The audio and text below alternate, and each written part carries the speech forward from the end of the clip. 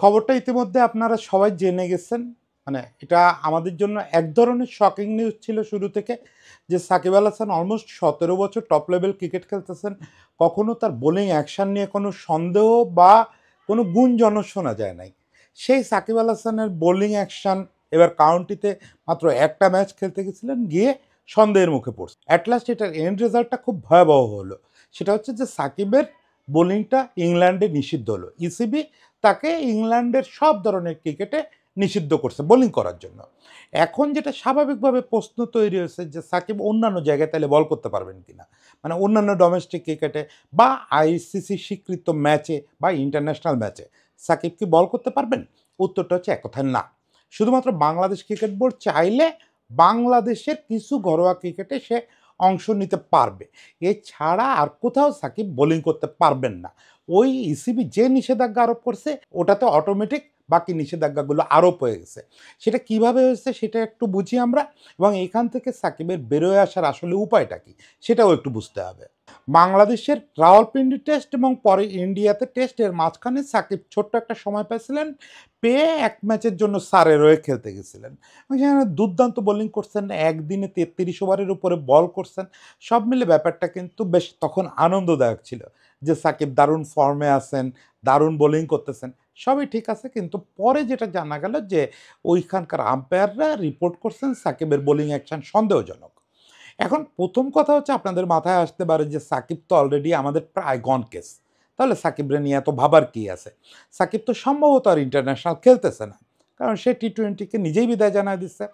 Test তার ইচ্ছা ছিল ঢাকায় শেষ টেস্টটা খেলার, সেটা হয় নাই। সম্ভবত ওই ফর্ম্যাটেও আর সে ট্রাই করবে না। বাকি থাকে ওয়ানডে। ওয়ানডেতে এখন সামনে চ্যাম্পিয়ন্স ট্রফি, লাস্ট 2টা ওয়ানডে সিরিজ সে নিজেকে টিম থেকে সরায় নিছে। ফলে তাকে মনে হয় না যে নির্বাচকরা চ্যাম্পিয়ন্স ট্রফির জন্য বিবেচনা করবেন। ফলে সাকিব এক ধরনের আমাদের এখানে তার চ্যাপ্টারটা ক্লোজ হয়ে গেছে। তারপরেও কথা থেকে যায়, সাকিব অনায়াসে আরও ৪-৫ বছর বিভিন্ন জায়গায় ডোমেস্টিক লিগ, ফ্রাঞ্চাইজি লিগ এগুলো খেলে বেড়াতে পারবেন।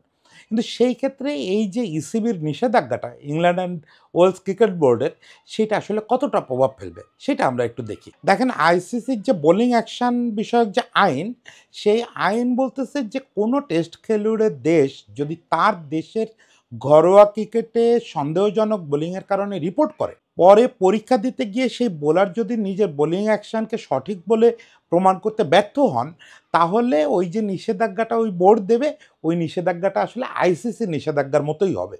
সেটা কিভাবে হবে সেটা আইসিসি আইনেই ব্যাখ্যা করে দিছে। যে মুহূর্তে কোনো একটা ক্রিকেট বোর্ড তার ডোমেস্টিক ক্রিকেটে কোনো একটা বোলারকে নিষিদ্ধ করবে, ওই নিষেধাজ্ঞার কপিটা আইসিসিতে যাবে। আইসিসি ওটাকে সর্বোচ্চ গুরুত্ব দিয়ে বিবেচনা করবে এবং আইসিসি ধরে নেবে যে এটা আইসিসির দ্বারাই একটা নিষেধাজ্ঞা আরোপিত হয়েছে। সেই অনুযায়ী পৃথিবীর বাকি সব বোর্ডকে জানায় দেওয়া হবে যে সে কোনো ইন্টারন্যাশনাল খেলতে পারবে না, অন্য কোনো গভর্নিং বডির আন্ডারে কোনো ডোমেস্টিক খেলতে পারবে না। মানে কোনো দেশেই তার আর কোনো স্বীকৃত ক্রিকেটে বোলিং করার কোনো সুযোগ নাই। খেলতে পারবে না শব্দটা বললাম অবশ্য সেটা ঠিক না, সে ব্যাটসম্যান হিসাবে তো খেলতেই পারবে, কিন্তু বোলিং করতে পারবে না আর কোথাও। শুধু তাই না, বোলিং অ্যাকশন শুধরানোর পর পরবর্তী পরীক্ষা দিয়ে নিজের বোলিং অ্যাকশনটাকে সঠিক বলে প্রমাণ না করা পর্যন্ত সে ইনফ্যাক্ট কোনো লেভেলে আইসিসি স্বীকৃতি দেয় এরকম কোথাও বল করতে পারবে না। এবং সেইটা সব ফেডারেশনের ক্ষেত্রে সত্যি, শুধু একটা বোর্ড বাদে, সেটা হচ্ছে ওই খেলোয়াড়ের নিজের দেশের বোর্ড, মানে বিসিবি।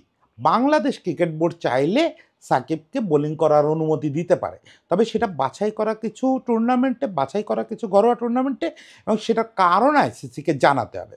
কারণ একটাই, এই একটার বেশি অজুহাত দেওয়া যাবে না। সেটা হচ্ছে বোলিং অ্যাকশন শুধরানোর প্রক্রিয়া হিসাবে সে ঘরোয়া ক্রিকেটে খেলবে। আপনারা দেখছেন বিভিন্ন সময় যে যারা আইসিসি থেকে নিষিদ্ধ হয়েছে তারা নিজের দেশে ডোমেস্টিক খেলতেছে, ওটা কিন্তু একটা প্রসেসের মধ্যে খেলতেছে। সে কিন্তু স্বাধীনতা পাওয়া যায় না যে তুমি দেশে যেখানে খুশি সেখানে বল করো। সে তাকে এই সুযোগটা দেওয়া হয় যে তোমার বোলিং অ্যাকশন শুধরানো হচ্ছে। তাকে তো এখন যেটা করতে হবে, বোলিং অ্যাকশন শুধরানোর জন্য তাকে কোনো একটা বিশেষজ্ঞের সঙ্গে কাজ করতে হবে। সেই বিশেষজ্ঞ প্রতিদিন একটু একটু করে টাস্ক দেবেন, একটু একটু করে বাঁকার পরিমাণ কমায় আনবেন, সেইটা তাকে এক্সিকিউট করতে হবে প্র্যাকটিসে এবং মাঠে।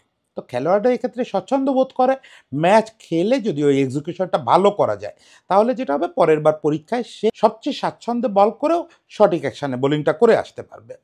এখন কথা হচ্ছে যে সাকিবের ক্ষেত্রে এই যে ধারাটা, এই ধারাটা সম্ভবত অর্থহীন। সম্ভবত বলি না, আসলে অর্থহীনই। কারণ সাকিব তো বাংলাদেশে আসা নিয়েই যত ভেজাল। ফলে সেটা সাকিব চান কিনা বা আমাদের দেশের পরিস্থিতি কি সেসব আলোচনায় না যাই। কিন্তু প্রবলেমটা তো সাকিবের বাংলাদেশে আসা।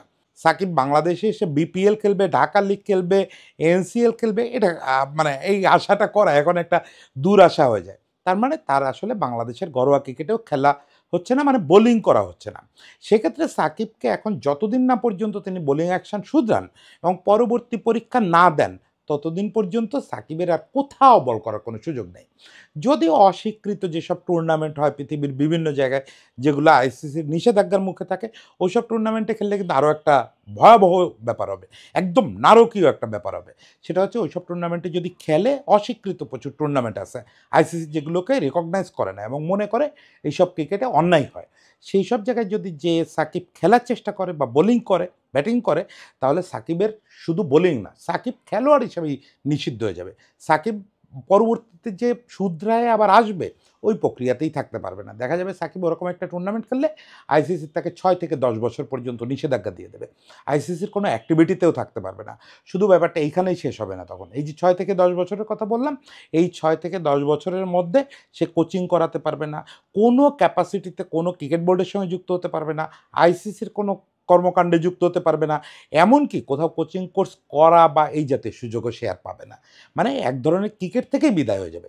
যদি সে অস্বীকৃত ক্রিকেট টুর্নামেন্ট খেলতে যায়, যে না ওখানে তো আমাকে কেউ বাধা দেবে না, তাহলে তার মানে ক্রিকেট লাইফ ওখানেই শেষ। মানে প্রাতিষ্ঠানিক ক্রিকেট লাইফ। আমার মনে হয় না সাকিব এত বড় ভুল করবে। তার মানে সাকিবকে এখন যেটা করতে হবে, যে তার কোচ আছেন সালাউদ্দিন ভাই। সালাউদ্দিন ভাই নিজেই স্পিন বোলিং বিশেষজ্ঞ এবং বোলিং অ্যাকশন শুধরানোর যে ব্যাপারটা, এই ব্যাপারটায় সালাউদ্দিন ভাইয়ের একটা বিশেষ দক্ষতা আছে। এর আগেও আমাদের দেশের বেশ কয়েকজন স্পিনার বিভিন্ন সময় দেশে বা দেশের বাইরে নিষেধাজ্ঞা পাইছে, সন্দেহের মুখে পড়ছে। তাদের একটা বড় ভরসা ছিল সালাউদ্দিন ভাই। অবশ্যই এই ক্ষেত্রে আমাদের দেশের সবচেয়ে বড় বিশেষজ্ঞ হচ্ছে সোহেল ভাই। সোহেল ভাই বোলিং অ্যাকশন শুধরানোর ক্ষেত্রে খুবই দক্ষ। তো সেও এ ধরনের কাজ করে। এছাড়াও দেশের বাইরে অনেক বিশেষজ্ঞ আছেন যাদের স্পেশালিটিই হচ্ছে বোলিং অ্যাকশন নিয়ে কাজ করা। ফলে সাকিবকে এখন ওরকম কারোর সঙ্গে কাজ করতে হবে। যেহেতু দেশে আসতে পারবে না, ফলে সালাউদ্দিন ভাই বা সোহেল ভাইয়ের প্রসঙ্গটা এখানে আসতেছে না। সে হয়তো আমেরিকায় তো ওরকম কোচ পাবে বলে আমার মনে হয় না। অবশ্য আজকাল ইন্ডিয়া থেকে যেরকম যাকে লোকজন ওই আমেরিকান ক্রিকেটে যাচ্ছে, পেতেও পারে। আমি জানি না সে কোথায় কাজটা করবে, কিন্তু তাকে কাজটা করতে হবে। সবচেয়ে ভালো হয় যদি সাকিব আমার কাছে কোনোদিন সাজেশন চায়, ওই দুর্দিন তার না আসুক, তাহলে আমি বলব অস্ট্রেলিয়ায় চলে যাওয়ার জন্য। অস্ট্রেলিয়ান ল্যাবগুলো খুব ভালো। অস্ট্রেলিয়ান বোলিং অ্যাকশন নিয়ে যারা কাজ করেন, ওইসব কোচরাও খুব ভালো। এখানে আরেকটা জিনিস বলি, আইসিসির তো সব কিছুতে একটা ভেজাল আছে। আইসিসি এই যে সাকিব যে পরীক্ষাটা দিল, এটা দিল ল্যাবোরোতে, ল্যাবোরো ইউনিভার্সিটিতে। তো আইসিসির প্রথমে যে ইয়েগুলো ছিল আপনার বোলিং অ্যাকশন পরীক্ষার যে ল্যাবগুলো ছিল, সেগুলো তো অস্ট্রেলিয়া, ইংল্যান্ডের খুব চুজি ৩-৪টা ল্যাব ছিল। সেগুলোর কাজ খুব কোয়ালিটি ছিল। ভেজাল বোজাল ঘটাইতো না ওরা। কিন্তু ২০১৩-১৪ সালের দিকে যখন বোলিং অ্যাকশন নিয়ে একটা ছেঁড়া-বেড়া অবস্থা হলো, ছেঁড়া-বেড়া শব্দটাই বলি ইচ্ছা করে। মানে যে সে ধরা পড়তেছিল। এটা মূলত শুরু হয়েছিল সায়েদ আজমল থেকে। প্রতিদিন সকালে উঠে শুনতাম ৩-৪ জন নিষিদ্ধ হয়েছে। তখন আসলে আইসিসির পক্ষে সম্ভব হচ্ছিল না শুধু অস্ট্রেলিয়া আর ইংল্যান্ডের ওই ২-৩টা ল্যাব দিয়ে কাজ চালানো। তখন ইন্ডিয়া, ইংল্যান্ড, আ আরও বিভিন্ন জায়গায় প্রচুর মানে আমি বলব অদক্ষ ল্যাবকে দায়িত্ব দেওয়া হয়েছে। যেটা আমি কোনো সন্দেহ করতেছি না যে সাকিব কোনো আ ভুল ত্রুটির শিকার হয়েছে, এই সন্দেহ করতেছি না। কিন্তু এদের দক্ষতার লেভেল খুবই কম। এটা নিয়ে আপনি চাইলে একটু গুগল করতে পারেন। প্রচুর লেখালেখি আছে। যেগুলো এত পুয়ার স্ট্রাকচার এবং পুয়ার কোয়ালিটি, এবং এদের সঙ্গে যে এক্সপার্টরা কাজ করেন, তাদের এক্সপার্টাইজও এত কম যে এই জায়গায় রাম শ্যাম হয়ে যেতে পারে, শ্যাম রাম হয়ে যেতে পারে। মানে বোলিং অ্যাকশনে ত্রুটি থাকলেও সে পাস করে যেতে পারে, ত্রুটি না থাকলেও সে ধরা খেয়ে যেতে পারে। সাকিবের এই জন্য যেটা উচিত হবে, খুব বুদ্ধিমানের কাজ হবে, সাকিব যদি মাস ২-৩ এর জন্য অস্ট্রেলিয়ায় চলে যান। প্রথমত অস্ট্রেলিয়ায় গিয়ে তার নিজের খরচে একটা টেস্ট করাতে হবে। এক্ষেত্রে মানে অন্য ক্রিকেটাররা হলে যেটা করতো, বা আমি মনে করি সাকিবের টাকা পয়সা আছে, এটা খুব চ্যালেঞ্জ হওয়ার কথা না। যে কোচের আন্ডারে কাজ করবেন বা যে বায়োমেকানিক্স বিশেষজ্ঞের সঙ্গে কাজ করবেন, ওনার পরামর্শ নিয়ে কোনো একটা ল্যাবে আসলে আরেকটা চেক করাইতে হবে। মানে আমি ল্যাবগুলোকে ট্রাস্ট করার পক্ষে না। সেই রেজাল্টটা নিয়ে তাকে আসলে কাজ শুরু করতে হবে। যদি দেখা যায় যে ওই রেজাল্টেও তার কোনোই বাঁকাটা নির্ধারিত সীমার ওপরে আসতেছে, তখন ওইটুকু নিয়ে কাজ করবে। আমি জানি না, কোনো নিউজ পেপারে দেখি নাই, কোনো বিবৃতিতে দেখি নাই যে সাকিবের আসলে ঠিক চ্যালেঞ্জটা কতটুক। মানে 15 ডিগ্রি বা পর্যন্ত বাঁকা করা আইসিসি অনুমোদন দেয়। 15 ডিগ্রির ওপরে হলে ধরে। আমাদের তাসকিন যখন ইয়ে করলো, অবৈধ হলো, তাসকিনের বোধহয় 18 বা 19 ছিল। মাত্র ৩-৪ ডিগ্রি। আরাফাত সানির ক্ষেত্রে এটা 25 হয়ে গেছিল। সায়েদ আজমলের ক্ষেত্রে আপনাদের মনে আছে এটা 45 হয়ে গেছিল। মানে কারো ক্ষেত্রে ভয়ানক হয়। সায়েদ আজমল ওইটা সংশোধন করে ফিরে আর ওইরকম বলই করতে পারে নাই। 45 ডিগ্রি থেকে 15 ডিগ্রিতে আসা মানে 30 ডিগ্রি হাতের কোনো ইয়ের বাঁক সংশোধন করার পরে তার তো ন্যাচারাল বোলিং আর থাকবে না। আবার তাসকিন যেমন ফিরে এসে মনে হয় আরও ভালো বল করছে। 2-3 ডিগ্রি ওটা তার কাজে দিচ্ছে ছাড়া ক্ষতি হয় নাই। এখন সাকিবের কতটা বেশি বাঁকা হয়, কি হয় এটার উপরে নির্ভর করতেছে যে সাকিবকে নিয়ে বায়োমেকানিক্সরা বা কোচরা এখন কি করবেন এবং কত দ্রুত আউটপুট পাবে। যদিও সাকিব ব্যক্তিগতভাবে এটা নিয়ে খুব বেশি চিন্তিত নাও হতে পারেন। ভাবতে পারেন যে ইউএসএতে আসি, ইউএস ওয়েস্ট ইন্ডিজ পাশাপাশি তো এই এলাকায় শুধু ডোমেস্টিকে ব্যাটসম্যান হিসাবে খেলে বেড়াবো। হ্যাঁ, এটা একটা ভালো সমাধান। তবে সাকিব আপনার একটা ছোট্ট গল্প বলি যে আপনার এক বড় ভাই আছে ঢাকায়, ডিকেন্স ভাই। ডিকেন্স ভাইয়ের কথাটা একটু মাথায় রাখেন। ডিকেন্স ভাই বৃদ্ধ বয়সে আপনার তো বয়স ৩৭ হবে, ৩৬-৩৭। ডিকেন্স ভাই ৪০ পার করে রিটায়ার করছে। যে সিজনে ডিকেন্স ভাই রিটায়ার করলো, ডিকেন্স ভাই কিন্তু ব্যাটিং অলরাউন্ডার। তারপরেও ডিকেন্স ভাইয়ের ওই সিজনে বোলিং অ্যাকশন সন্দেহজনক হলো এবং পরে অবৈধ ঘোষণা করলো বিসিবি। আর একেবারে বিসিবির ব্যাপার ছিল। ডিকেন্স ভাই কিন্তু ওই সিজনে রিটায়ার করে ফেলছে। কিন্তু এটা সে অফিসিয়াল করলো না। সে কি করলো? সে বিসিবির কোচদের কাছে গিয়ে বলল যে, "আমি বোলিং অ্যাকশন শুধরাবো।" সবাই বলল যে, "তোমার এই বয়সে বোলিং অ্যাকশন শুধরানোর কি দরকার?" সে চুপ করে ৩ মাস কাজ করলো। কাজ করে আবার পরীক্ষা দিল। দিয়ে সার্টিফিকেটটা হাতে নিয়ে বলল যে, "আমি আর ক্রিকেট খেলবো না। আমার ক্রিকেট থেকে বিদায় নিচ্ছি।"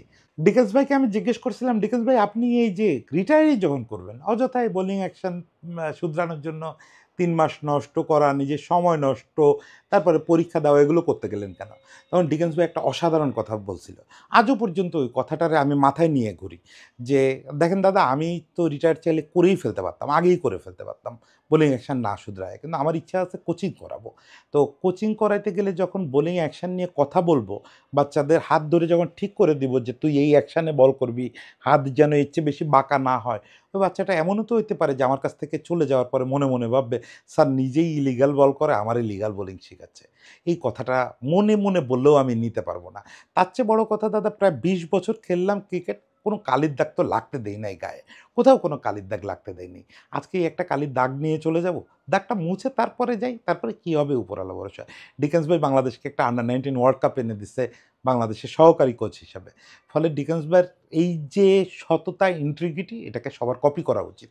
আমি মনে করি প্রত্যেকটা ছেলের সামনে নিয়ে, তরুণ ছেলে, বয়স্ক ছেলে সবার সামনে নিয়ে ডিকেন্স ভাইয়ের এই গল্পটা বলে ডিকেন্স ভাইরে দিয়ে একটু কথা বলানো উচিত। তো সাকিব, আশা করি বোলিং অ্যাকশন ব্যাপারটারে এত হালকা করে দেখবেন না। আপনার হয়তো কোনোদিনই এটা আর কাজে লাগবে না। আপনি ভাবতে পারেন যে আজ থেকে বাদই দিলাম বোলিং। তারপরেও সারাটা জীবন ছোট্ট একটা দাগ থেকে যাবে। আপনার যখন ১ম বোলিং অ্যাকশন সন্দেহের মধ্যে পড়ে আমরা সবাই ভাবছিলাম যে ক্লান্তির কারণে ঐদিন হয়তো একটু হাত বাঁকা হয়েছিল। আপনার টিচাররা হতভম্ব হয়ে গেছিল। তারা প্রত্যেকে বলছিল যে এটা ওয়ান অফ ঘটনা। সাকিবের জীবনে তো কোনোদিন সন্দেহও শুনি নাই, ফিসফাসও শুনি নাই। সেই সাকিবরে নিয়ে আওয়াজ, এই আওয়াজটা বন্ধ করে দিয়ে তারপরে অবসরে যান। এইটুকু দাবি থাকলো সাকিব। সবাই ভালো থাকবেন।